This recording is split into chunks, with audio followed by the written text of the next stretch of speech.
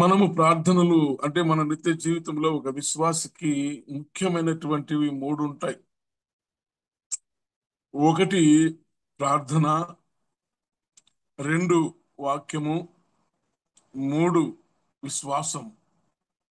ప్రార్థన, వాక్యము, విశ్వాసం. ఈ మూడు చాలా ప్రాముఖ్యమైనటువంటి విషయాలు ప్రతి విశ్వాసి జీవితములో.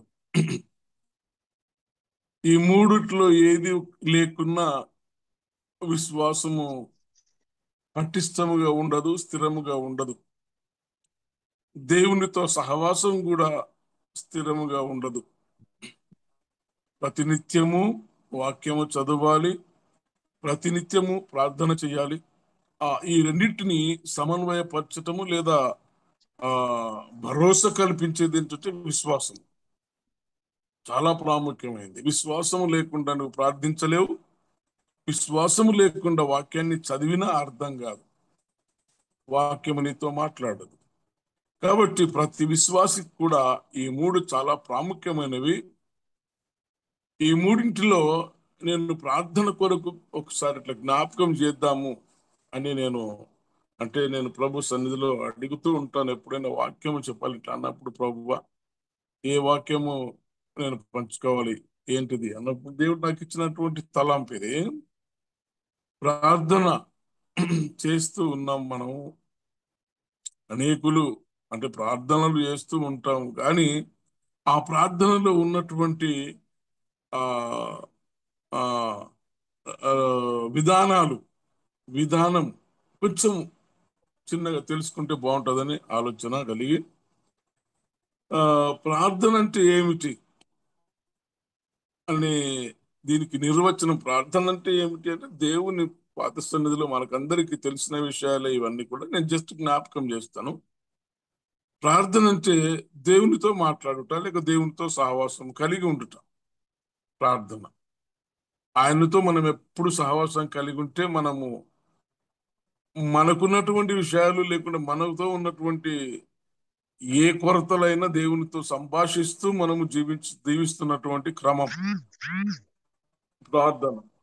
మత్తయి సువార్త 7వ అధ్యాయము 7 నుంచి 12 వరకు చదువుకుంటే మనకు 7వ వచనంలో మనం చూస్తాం. అక్కడ అడుగుడి మీకు ఇయ్యబడును, వెదుకుడి మీకు దొరుకును, తట్టుడి మీకు తీయబడును, అడుగు ప్రతి వానికి అడుగు ప్రతి వాడు పొందును, వెదుకు వానికి దొరుకును, తట్టు వానికి తీయబడును. జస్ట్ ప్రేయర్, అది ప్రార్థన. ఈ ఇది నిర్వచనం, ప్రార్థనకు నిర్వచనం. ఇప్పుడు మన ఈ వాక్య భాగాన్ని చదువుకున్నటువంటి వాక్య భాగాన్ని మనం ఒకసారి గమనిద్దాం, ధ్యానం చేద్దాం. ఈ ఈ వాక్య భాగములో ఒక మంచి విధానాన్ని మన ప్రభుల వారు మనకు చూపిస్తూ ఉన్నారు. దీన్ని కొంచెం మనము ఆ, ఎవరు ఈ ఈ వాక్యాన్ని ఈ వాక్యాన్ని ధ్యానించినప్పుడు దీన్ని ఒక్కసారి మనం చూస్తే ఎవరు ఎవరు మాట్లాడుతున్నారు ఇక్కడ, ఏమని మాట్లాడుతున్నారు, ఎవరితో మాట్లాడుతున్నారు అనే మూడు సంగతులను ధ్యానం చేస్తాం. ఇక్కడ ఎవరు మాట్లాడుతూ ఉన్నారు అనంటే సాక్షాత్తు ప్రభుల వారు మాట్లాడుతున్నటువంటి మాటలు అవి. ఎవరితో మాట్లాడుతున్నారు అనంటే శిష్యులతో మాట్లాడుతున్నాడు. స్వయంగా తన శిష్యులతో మాట్లాడుతున్నటువంటి మాటలు. ఏమని మాట్లాడుతూ ఉన్నాడు అంటే ప్రార్థన యొక్క విధానాన్ని శిష్యులకు ప్రబోధిస్తూ ఉన్నాడు. ప్రార్థన విధానాన్ని శిష్యులకు ప్రబోధిస్తూ ఉన్నాడు. కాబట్టి ప్రభుల వారు శిష్యులతో మాట్లాడుతున్నాడు.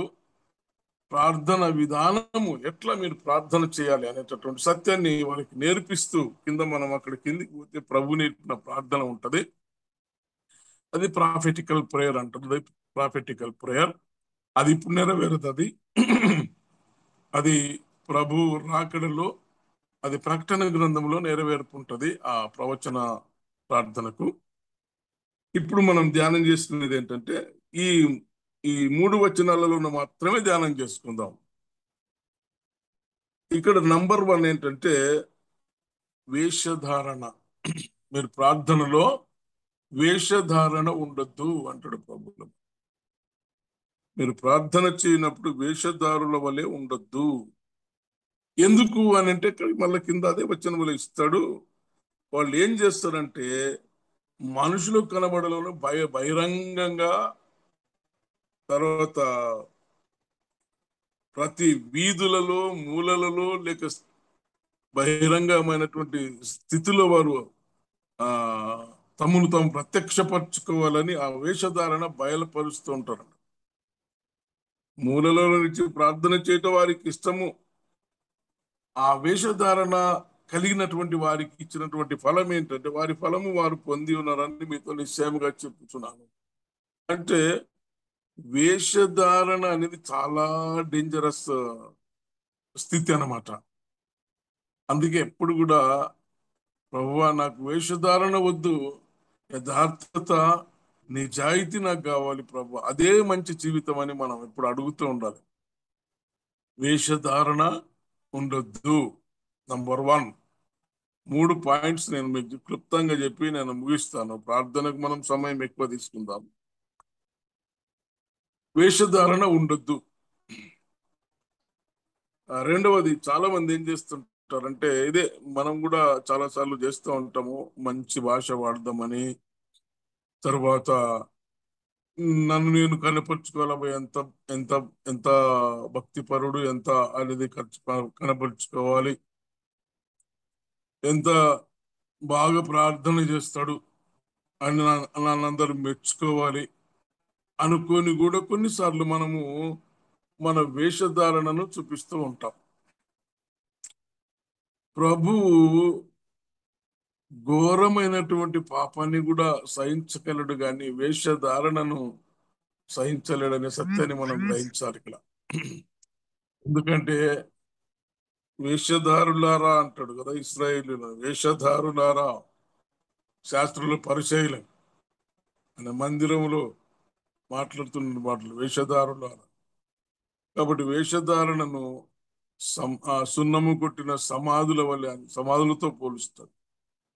కాబట్టి వేషధారణ అనేది మన జీవితంలో ఉండకూడదు. ప్రార్థిస్తున్నప్పుడు వేషధారణ ఉండకూడదు. రెండవది ఏంటంటే రహస్యముగా ప్రార్థించాలి. రహస్యంగా, సీక్రెట్ ప్రేయర్ అంట. ఇక రహస్యంగా ప్రార్థించాలి అనేటువంటి దాని ఏ భావం ఏంటంటే దేవునితో కనెక్ట్ అయి ప్రార్థన చేయాలి. దేవునితో కనెక్షన్ కావాలి. మనం దేవునితో కనెక్షన్ కావాలంటే ఏం చేయాలి? మనలో ఉన్నటువంటి లోటుపాటులన్నీ కూడా ఉండకూడదు. ఆయనతో సరిచేసుకోవాలి, సమాధాన పడాలి, క్షమాపణ కోరుకోవాలి. సీక్రెట్ అనే దానికి రహస్యమందున మీ తండ్రికి ప్రార్థన చేయాలంటే దేవునితో మీ ఆత్మ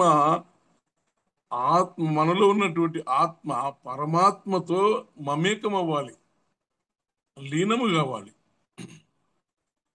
కాబట్టి రహస్యమందున్నటువంటి నీ తండ్రితో నువ్వు మాట్లాడుతున్నప్పుడు నీవు కనెక్ట్ అయి ఉండి దేవునికి నీ విన్నపము తెలియజేయాలి.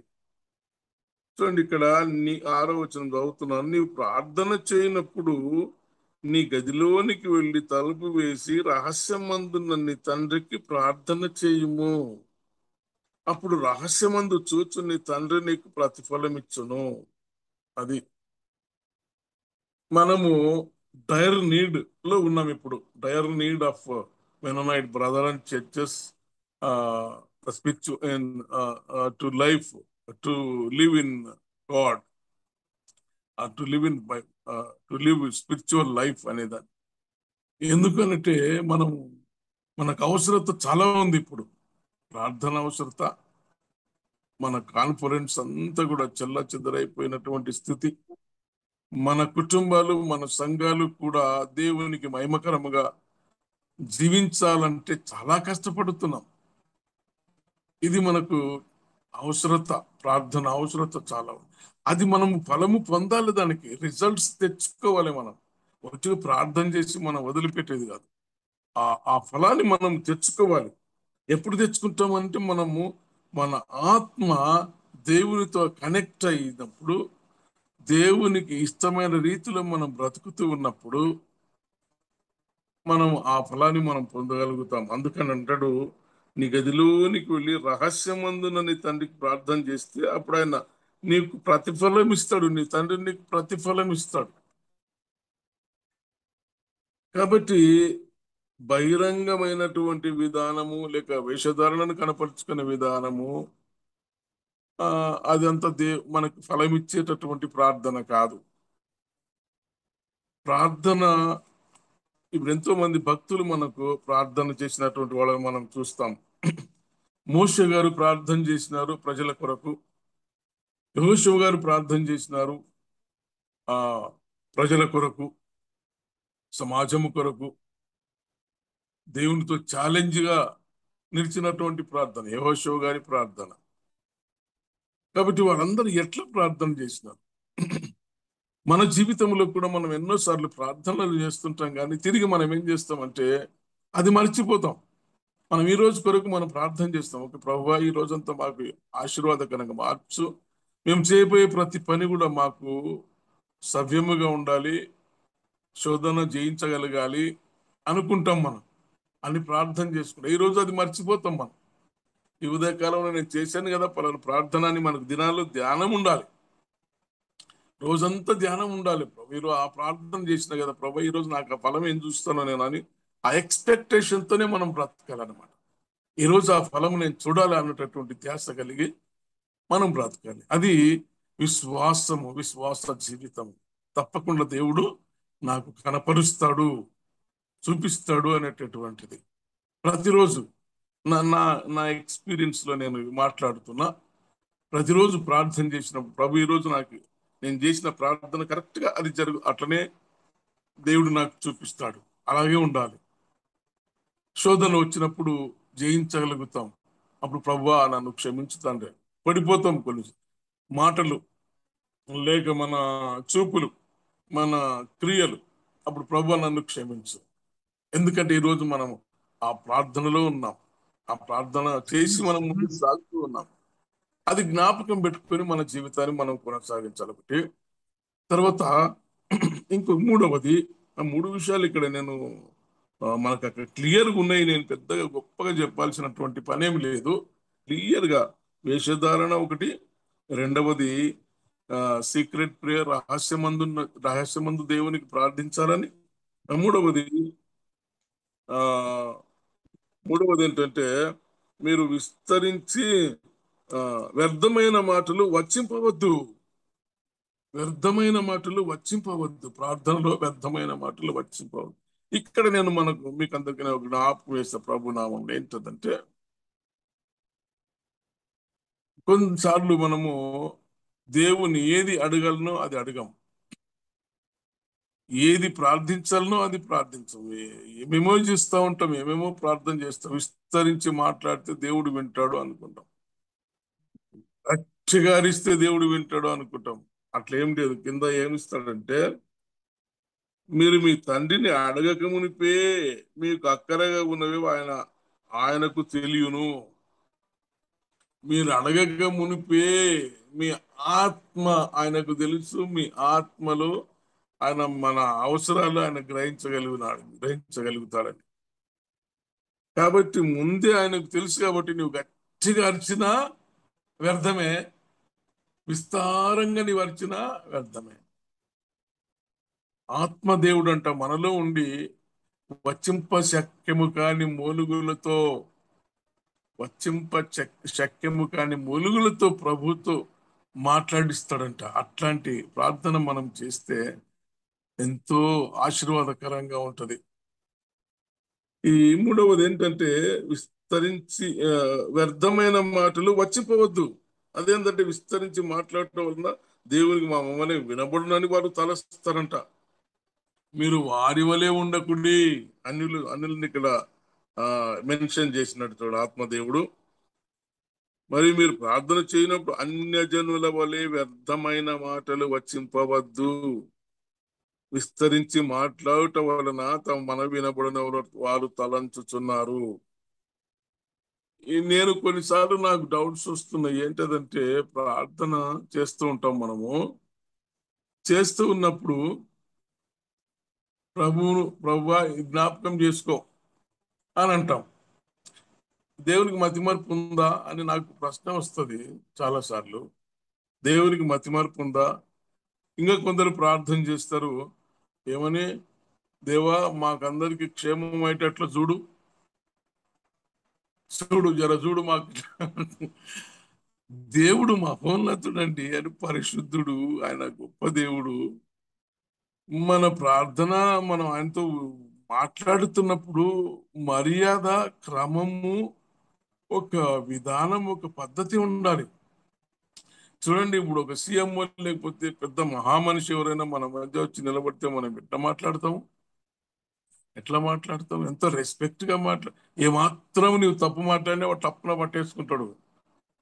ఏమాత్రం తప్పట్టినా అంత మనుషులే ఎంత షార్ప్ గా ఉండి మనల్ని ప్రశ్నిస్తుంటే, మహోన్నతుడు, సృష్టికర్త, పరిశుద్ధుడు, అగ్ని వంటి దేవుడు, అగ్ని వంటి దేవుడు, మన దేవుడు అగ్ని వంటి వాడు అని హెబ్రీయులకు రాసిన పత్రికలో ఉంది. అంత గొప్ప దేవుడు నీ నీ మధ్యలో, నీలో, నీ ఎదుట ఆయన నిలబడి ఉన్నప్పుడు ఆయనతో నీ భాష ఎలా ఉండాలి, నీ ప్రార్థించే విధానం ఎలా ఉండాలి, నీ యొక్క వైఖరి ఎలా ఉండాలి, ఇవన్నీ బేరీజు వేసుకోవాలి. మనం వీటన్నిటిలో మనం కొంచెం చూసుకోవాలి. దేవుడు మతిమరుపు లేదండి దేవునికి. జ్ఞాపకం చేసుకో, జర జ్ఞాపకం చేసుకోయ్యా అంటే నీవు జ్ఞాపకం చేసుకుంటున్నావు, ఆయనకు చెప్పేది కాదు. ఇది అంటే వ్యర్థమైన మాటలు ఇవన్నీ కూడా. మేము ఇటు చేస్తాం, జర ప్రభువా జ్ఞాపకం ఉంచుకో, పలానా ఆయనని జ్ఞాపకం చేసుకో, పలానా మాకు ఏది, ఇవన్నీ నాకెందుకో, దయచేసి నన్ను క్షమించండి, జ్ఞాపకం ఉంచుకో అనే మాట వస్తే నాకు జర మంచిగా అనిపిస్తలేదు. నువ్వు జ్ఞాపకం ఉంచుకో, జర మాకు అన్ని బాగుండేటట్లు చూడు. లేదు, చూసుకో. దేవునితో జాగ్రత్తగా మాట్లాడండి. దేవునితో జాగ్రత్తగా అడగాలి. మనం మాట్లాడుతున్నప్పుడు మన వైఖరి, మన భాష విధానము, మన యొక్క ఆ దీనత్వం అనేది దేవుని ఎదుట కనిపించాలి. అది మన ప్రార్థనకు బలము. కాబట్టి ప్రియమైన దేవుని బిడ్డలారా, నేను ముగించబోతున్నాను. 3 విషయాలు. దేవునికి మతిమరుపు ఉండదు, దేవుడు నిద్రపోడు, దేవుడు ఆయన కునుకు తీయడు, నిన్ను మరిచిపోడు, అనుక్షణము, అనునిత్యము నా అరచేతుల మీదనే మిమ్మల్ని చెక్కి ఉన్న, తన అరచేతులలో మనల్ని చెక్కి ఉన్నప్పుడు ఆయన జ్ఞాపకం ఉండదా? నీవు ఆయన జ్ఞాపకం ఉండవా? లేకపోతే నీ మాటలు, నీ విధానం జ్ఞాపకం ఉండదా? అట్లా కాదు. కాబట్టి ప్రార్థన ధోరణి మార్చబడాలి. ప్రియమైన పెద్దలారా, నాతోటి జ్ఞాపకం చేసుకుంటున్నాను. ప్రార్థన విధానము దీనత్వము కలిగి, ఈ దీనత్వం ఎప్పుడు వస్తుంది అని అంటే దేవుని సన్నిధిలో మోకరించినప్పుడు వస్తుంది. నిలబడితే అంటే ప్రార్థన, ఆత్మతో ప్రార్థన చేస్తున్నప్పుడు నిలబడి ప్రార్థన చేయొచ్చు, నడుచుకుంటూ ప్రార్థన చేయొచ్చు, పండుకొని ప్రార్థన చేయొచ్చు, ఈ మోకరించి ప్రార్థన చేయొచ్చు, సాగిలపడి ఏదన్నా ప్రార్థించవచ్చు. కానీ నీకు దీనత్వము కలిగి ప్రార్థిస్తున్నది ఎప్పుడు వస్తుంది అంటే మోకరించినప్పుడు, ప్రభు పాదాల చెంత నీ మోకరించినప్పుడు ఆ ఫీలింగ్, ఆ వైఖరి డిఫరెంట్ గా ఉంటుంది. దేవునికి రెస్పెక్ట్ ఇచ్చి మనం ప్రార్థించినట్టుంటుంది. కాబట్టి గమనిద్దాం, మన ప్రార్థనను మనము పదిలపరుచుకుందాం. మనము చేసే మన భాషను, మన ధోరణి, ప్రభుతో మాట్లాడుతున్నప్పుడు జాగ్రత్త వహించి మాట్లాడదాం. జాగ్రత్త వహించి మనం ప్రభుకు మన విన్నపాలు తెలియజేద్దాం. అప్పుడు మనము ఫలము పొందుకుంటాం. 3 విషయాలను. 1, వేషధారణ తీసేద్దాం. 2, ఆత్మ మమేకమై, అంటే సీక్రెట్, రహస్యం అందున్నటువంటి నీ తండ్రికి రహస్యంగానే ప్రార్థన చేయాలి. ఇది రహస్యం, అంటే హృదయం అనేది రహస్యం, అది కనిపించదు మనుషులకు. నీవు ఏమని ఘోషిస్తున్నావు నీ హృదయంలో, నీ ఆత్మలో, అది కనిపించదు మనుషులకు. కాబట్టి రహస్యం మందుని దేవునికి ఆత్మ మమేకమై కనెక్ట్ అయి ప్రార్థించడానికి మనం నేర్చుకుందాం. 3వది, వ్యర్థమైన మాటలు ఉచ్చరింపవద్దు. వ్యర్థమైన మాటలు ఉచ్చరింపవద్దు. సరిగ్గా కరెక్ట్ గా దేవుని సన్నిధిలో ప్రార్థన చేయాలి. తర్వాత చాలా మంది ఏం చేస్తారంటే మాటి మాటికి మధ్యలో ఎస్ఐయా ఎస్ఐయా ఎస్ఐయా అని సంబోధిస్తూ ఉంటారు. ప్రభు తానే మాట్లాడతాడు. నా నామమున తండ్రిని మీరు ఏం అడుగుతారో అది చేస్తారు. ఎవరి నామమున ప్రార్థన చేయాలి? యేసు నామమున ప్రార్థన చేయాలి. ఎవరికి ప్రార్థన చేయాలి? తండ్రికి ప్రార్థన చేయాలి. వాక్యము చెబుతున్నటువంటి మాటలు ఇవి. నా సొంత జ్ఞానం కాదు. వాక్యము చెప్తున్నటువంటి మాట. తండ్రికి ప్రార్థన చేయాలి. ఎవరి నామమున? యేసు నామమున. ఆయన నామము లేకుంటే ఆయన ఏమి యాక్సెప్ట్ చేయడు. యేసు నామమున. యేసు నామము నీకు ఎప్పుడు వస్తుందంటే నీ పాపాలు నీ ఒప్పుకున్నప్పుడు యేసు నామము నీకు ఫలవంతంగా అక్కడ యేసు నామం ఒక శక్తివంతమైనటువంటి విధానంలో నిన్ను నడిపిస్తుంది. యేసు నామమున నీవు రక్షించబడాలి. యేసు నామమున నీవు ప్రార్థన చేయాలి. యేసు నామమున నీవు జీవితము కొనసాగించాలి. యేసు నామమున నీవు ప్రభు కొరకు కార్యాలు చేయాలి. ఆయన నామము మనకు ఒక ఆదరణకరమైన నామం. అన్ని నామముల కంటే పై నామం అని కదా. అన్ని నామముల కంటే పై నామం కలిగినటువంటి అటువంటి నామాన్ని ధరించినావు నీవు. కాబట్టి ప్రియమైనటువంటి దేవుని నీకన్నా రెఫరెన్స్లు చాలా ఉన్నాయి, కానీ ఇక మనకు టైం అవుతుంది. మనము ప్రార్థనలోకి వెళ్ళాలి. కాబట్టి ఎప్పుడైనా మనం ఈ ప్రార్థనలోనే ఉంటాం కాబట్టి ఇది జ్ఞాపకం చేయాలని నాకు ప్రేరేపించినాడు. మన ధోరణి మారాలి. ప్రార్థించే ధోరణి మారాలి, మార్చుకోవాలి విధానాన్ని. ప్రభు స్వయంగా తన శిష్యులకు బోధించినటువంటి చెప్పినటువంటి ఈ మాటలు ఇవి. శిష్యులు అంటే మనమే. మనం వాళ్ళ స్థానంలో మనం ఉన్నాం ఇప్పుడు కదా. అంత్యోక్యలో మొట్టమొదట క్రైస్తవులు శిష్యులు అనబడిరి. అంటే మన క్రైస్తవులు శిష్యులు క్రైస్తవులు అనబడిరి అని ఉంది 20వ అధ్యాయం అపోస్తల కార్యగ్రంథంలో. కాబట్టి మనము జాగ్రత్త కలిగి మన ప్రార్థన విధానాన్ని మనం మార్చుకుందాం. మన ప్రార్థన విధానాన్ని జాగ్రత్తగా ప్రార్థన చేస్తుంది. నిర్లక్ష్య ధోరణి ఉండొద్దు, వేషధారణ ఉండొద్దు. వచ్చింప శక్యము కాని మూలుగులతో ఆత్మ దేవుడు నిన్ను ప్రేరేపించి దేవునితో మాట్లాడిస్తాడు. కాబట్టి పరిశుద్ధాత్మ దేవుణ్ణి కలిగి మనం ప్రభు సన్నిధిలో ప్రార్థించాలని ఈ వచనముల ద్వారా వాక్యాన్ని బట్టి నేను మీకు మనవి చేస్తున్నాను. కాబట్టి దేవుడు తన మాటల్ని మన వినికిడిలో ఆశీర్వదించి దీవించును గాక. ఆమెన్.